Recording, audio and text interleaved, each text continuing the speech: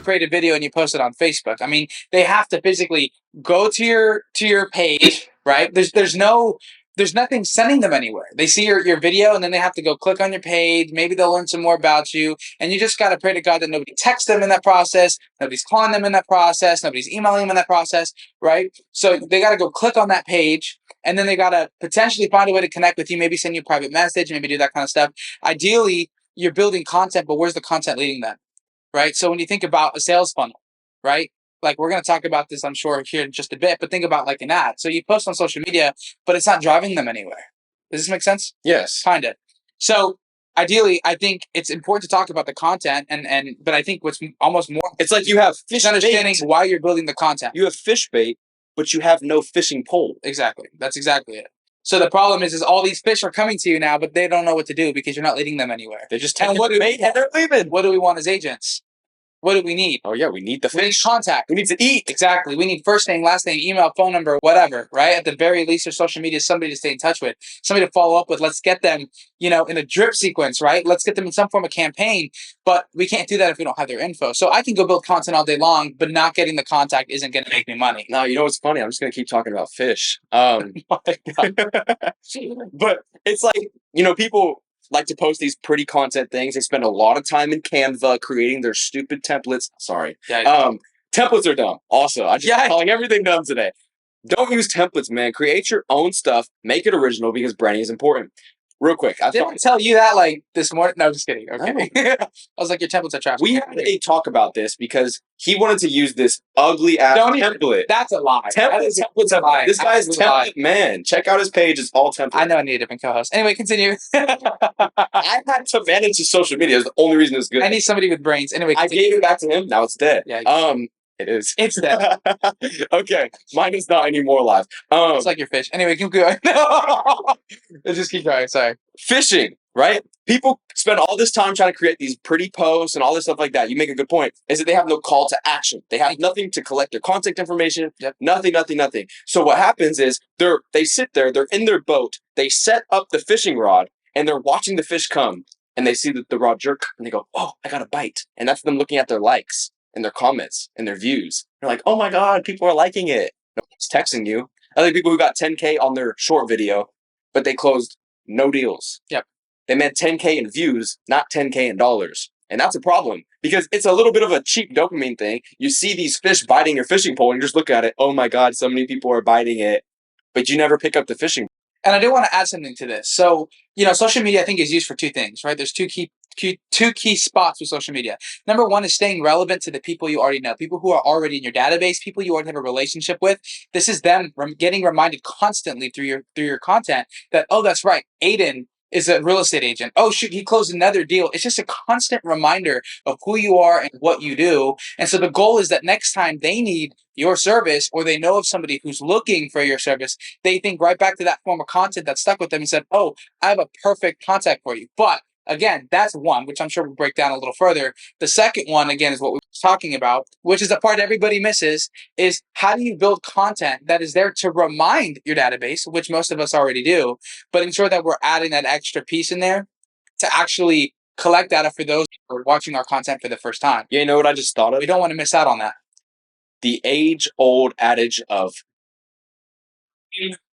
email, phone number. Yep. People say the number one thing in real estate is a person's email. No, I disagree. If you still say that, you're stuck in the past. Sorry, wake up. The number one thing right now, if you don't use, you're missing out on, is Facebook. Get their Facebook. Why? Aiden, what? Why? You're stepping against the norms. Just what I do. Yikes. The reason why, one of those podcasts. It's very simple. You don't got to send them the email newsletter. They go to their spam folder, and they never open ever. I'm sorry, I know you spent 15 minutes creating your blog post. Nobody reads it. You can do that all day, and you can keep doing that and telling yourself that it works. And for some people, it does because some old people still use emails. But everyone today. I'm sorry, I'm just being controversial. Why Facebook is more important is a simple reason. One, it's more personable. You are Facebook friends with them. Okay, and so that you're right. You're constantly reminding them via posts. Then you go and you like their post. You comment on it. Now you're constantly popping up in their notifications. Now you're on their feed. And so when they start thinking of buying a house, who are they thinking of? You. Because they see you every day on Facebook. What's something they're on every single day? Facebook. What's something they're never on? Your newsletter. Yeah. So Facebook is definitely more important than emails. For sure. And I also say, like this is complete, and this is part of going into talking about the content that we should create. I didn't want to steer too much away from the content. I just wanted to make it clear that like a lot of people, when they're sitting in the spot trying to figure out what kind of content to create, they're like, the problem is never the action. It's more so the mindset. It's more so understanding why we're building the content we're building, right? Because ideally I could just take a picture and be like, oh, holding an open house today, boom, done. But again, where is that at? Like, what are people expected to do there, right? Yeah. Like they see you're at open house, great, that takes care of the people in your database. But what's the next step for the person watching? I want you to think of this for those that invest money into ads, which we're going to cover here in just a bit. But for those that invest money into ads, why do you invest money into ads? What is it designed to do? What is the money you're investing designed to do? It's supposed to create a call of action that's going out there and it's driving people to import their information into some form of system that's going to end up in your campaign, in some form of sequence that you have built up. I love this. I love this. But I want to talk about this later. I think what I can already hear most people talking about is, okay, social media is great. I agree. Aiden and Anthony, y'all are our saviors. You just saved my business. I hear that. But no, I'm just kidding. They're sitting at heaven's gates. We almost saved them. Now they're sitting there going, well, what do I post? Absolutely. Well, that's what we're getting into. You said, don't post this. Don't do that. Don't do this. What do so I? Again, now we've covered the mindset portion, which is why I stopped us from going to the content at first and bringing So what are we posting? So let's talk about that. Go ahead. What do you think? Okay, there's multiple things. One, for short form, one of the easiest things you can do is home tours. Home tours all day. Why would people look at home tours? Some people like looking at homes because they're weird. Other people look at homes because they're going to buy a home. They're interested in looking at different floor plans. They're over here. It's popping up constantly because on Google, they're searching up, oh, homes near me, McKinney, Texas, Frisco, Texas, all this and that. They're watching videos and stuff in there. And so TikTok is stealing their cookies. And that's why the algorithm works really well. And it starts to show them home tour videos because it's stuff that they were searching recently. Right. Facebook pulls their data, Instagram pulls their data, and that stuff starts to pop on. So whenever you post home tour videos, you use the correct hashtags, you use the correct keywords in your caption, it will start to promote it on these people who are constantly looking up different stuff about homes. On top of home tour videos, you can also say informational videos. Okay, you hop on short form, you're talking about the current interest rates, or you're talking about a 2-to-1 buy down, or something, a new program that just came out. You can talk a little bit about T-Shack for people that don't know.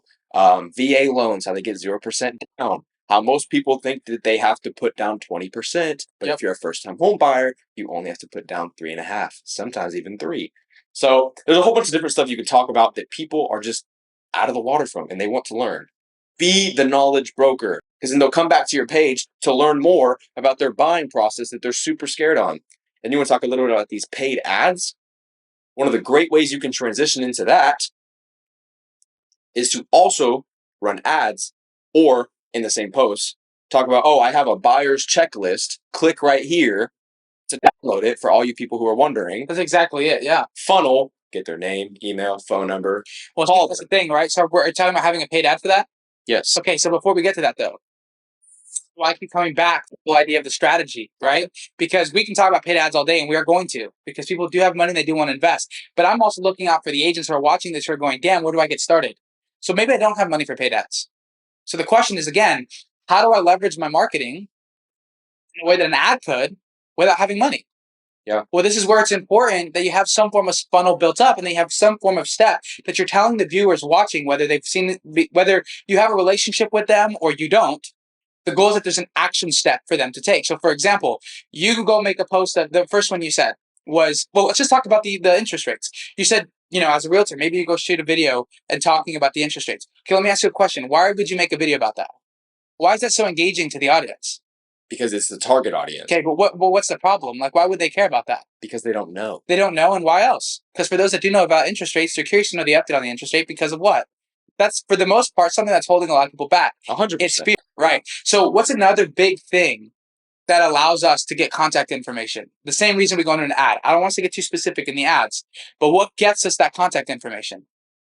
Reaching out to you? Value. Value? Value is what I'm looking for, right? At the end of the day, everything in life is about value exchange, right? There you go. It's value exchange. So